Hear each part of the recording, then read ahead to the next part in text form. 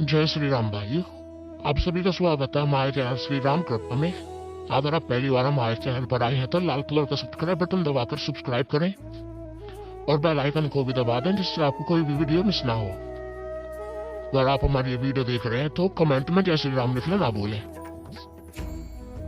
आपको भी ये लक्षण दिखाई दे रहे हैं तो इसका मतलब आपकी कुंडलिनी शक्ति जागृत हो रही है। कुंडलिनी शक्ति कई प्रकार से जागृत की जाती है, जैसे ध्यान के माध्यम से जागृत की जाती है, साथ ही देवताओं के माध्यम से भी जागृत की जाती है, और एक है मंत्र जाप। निरंतर मंत्र जाप के द्वारा भी कुंडलिनी शक्ति को जागृत किया जाता है।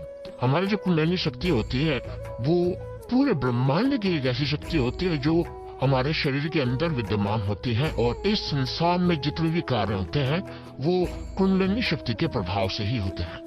जब किसी व्यक्ति की कुंडलिनी शक्ति जागृत हो जाती है या हो रही होती है तो उसके अंदर अपने आप ऐसे गुण आने शुरू हो जाते हैं जो कि एक सामान्य व्यक्ति के अंदर नहीं होते।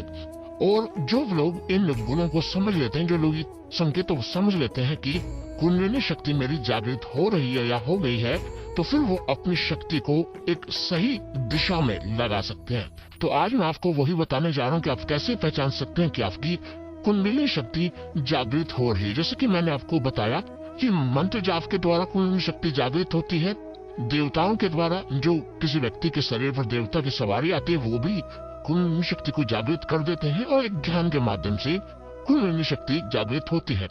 जिसमें मंत्र जाप के द्वारा जो कुंडलिनी शक्ति जागृत होती है वो बहुत तीव्र होती है, और मंत्र जाप के द्वारा जो कुंडलिनी जागृत होती है उसके लक्षण, उसके अनुभव भी अलग एक होते हैं। तो इसीलिए मंत्र जाप आपको निरंतर करना चाहिए, चाहे आप चलते फिरते मंत्र जाप करें, चाहे आप ध्यान के माध्यम से एक स्थान पर बैठकर मंत्र जाप करें। कुंडलिनी शक्ति में अलग अलग देवताओं का वास होता है। हमारे जो सप्त चक्र होते हैं उनमें अलग अलग देवताओं का वास होता है, और जैसे कुंडलिनी शक्ति ऊपर की तरफ आगे के चक्रों पर जाती है वैसे वैसे उन देवताओं की कृपा आपके ऊपर होनी शुरू हो जाती है, और साथ ही उन देवताओं से जुड़े गुण भी आपके अंदर आने शुरू हो जाते हैं। तो आइए मैं आपको बताता हूँ कि किस प्रकार से आप ये पहचान सकते हैं कि आपकी कुंडलिनी शक्ति जागृत हो रही है। देखिए, सबसे पहली बात, जब भी कुंडलिनी शक्ति आपकी जागृत होती है तो आपको आज्ञा चक्र पर कुछ चीजें दिखाई देनी शुरू हो जाती हैं। जैसे आप पूजा करने के लिए बैठते हैं, आंख बंद करते हैं तो आपको आज्ञा चक्र पर एक तो बहुत सारी चीजें दिखाई देनी शुरू होती हैं, जैसे कोई देवी या देवता के आभूषण आपको दिखाई दे रहे हैं, या फिर उनके शस्त्र दिखाई दे रहे हैं, या उनका मुखमंडल आपको दिखाई दे रहा है, या उनके पैर दिखाई दे रहे हैं, फिर कोई अन्य व्यक्ति जो आपको अपने आज्ञा चक्र पर दिखाई दे रहा है। और साथ ही कई लोगों को मुकुट भी दिखाई देते हैं देवताओं के।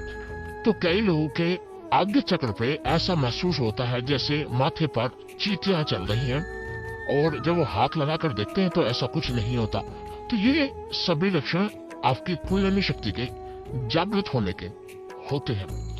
साथ ही कमर पर ऊपर की ओर ऐसा लगता है जैसे कुछ चल रहा हो।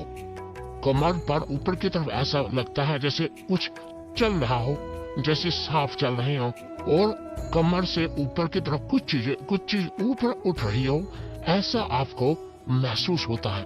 आपका जो कमर है वो सुन्न हो जाती है। साथ ही आप जितने भी नेगेटिव विचार होते हैं वो आप पर हावी नहीं हो पाते।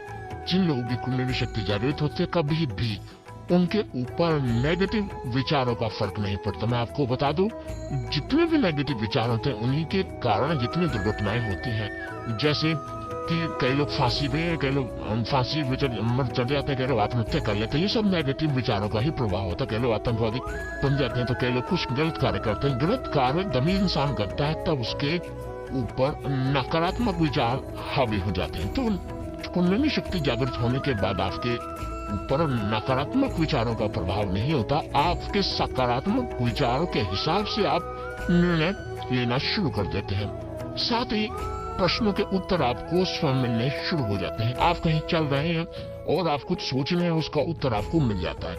आप कहीं बैठे हैं, सो रहे हैं, मतलब किसी भी अवस्था में हैं, अपवित्र अवस्था को छोड़कर, तो आपको आपके प्रश्नों के उत्तर जो है वो मिल जाते हैं।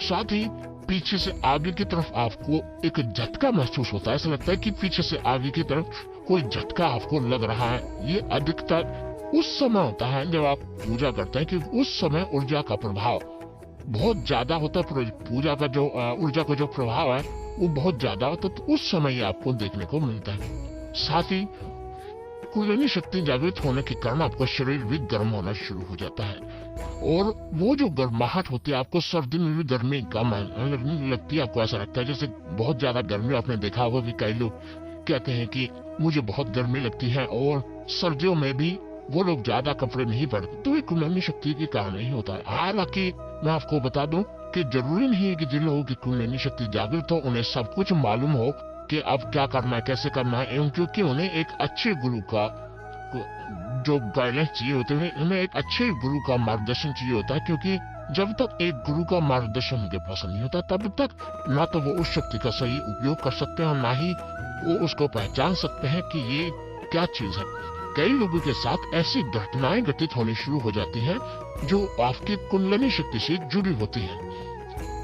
जैसे मैंने आपको बताया पहले भी, घटनाओं का पहले से ज्ञान हो जाना, या फिर अपने ऊपर इस प्रकार से नियंत्रण करना कि जो काम आप पहले नहीं कर पा रहे थे वो आप कर पा रहे हैं, और कुछ गलत कामों को आप त्याग पा रहे हैं। तो ऐसी शक्ति उनमें उत्पन्न हो जाती है, तो वो ये पहचान नहीं पाते कि ऐसा क्यों हो रहा है, कि पहले मैं ऐसा नहीं था पर ऐसा क्यों बनता जा रहा हूँ।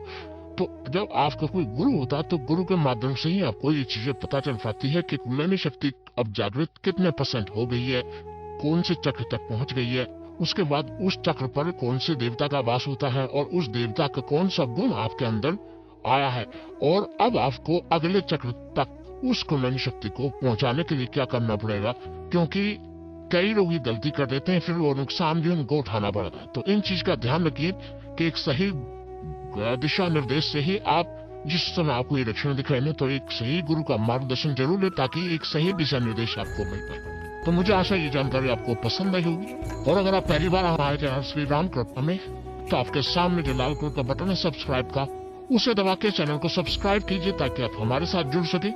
बेल आइकन को दबाइए घंटे के निशान को, ताकि जो भी हम जानकारी डालें भक्ति भक्ताई से जुड़ी वो सबसे पहले आपको प्राप्त हो।